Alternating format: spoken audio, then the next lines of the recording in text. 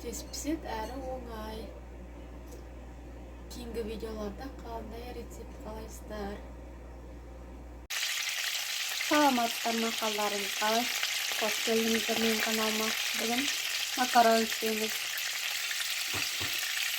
Қасып тұрған майымызға етіміз салып,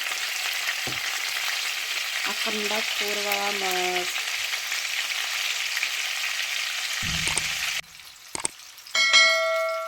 Осылай қуырып аламыз. Етімізді жаймен 5-10 минут қуырып аламыз.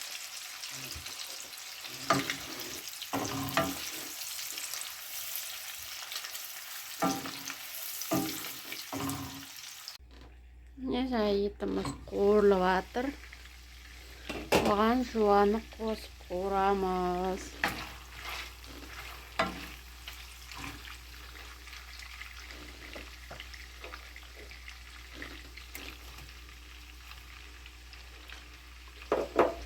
Осылай жуанменен етті қуырып аламыз енді.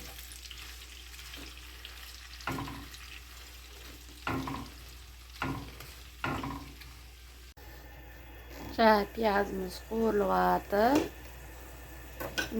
Қуырғаннан кейін сәл томат саламыз.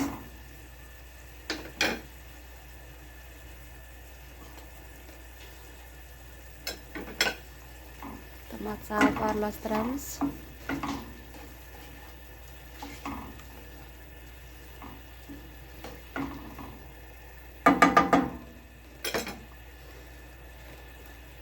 Сәбіз салып қуырамыз.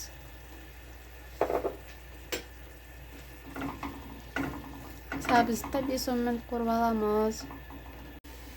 Бәрін салып қуырып атқаннан кейін үстінен дәмдеуіш саламыз. Тұз, бұрыш, приправа.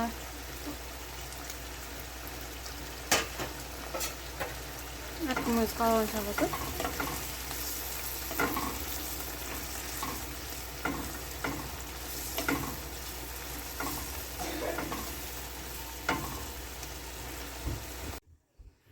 Осылай бәрін қуырып болғаннан кейін азғантай су құямыз.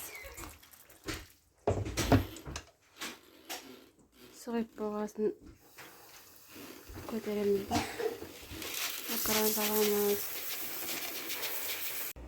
Мен тамағымыз дайын болды. Тез пісет әрі оңай. Кейінгі видеоларда қандай рецепт қалайсыздар.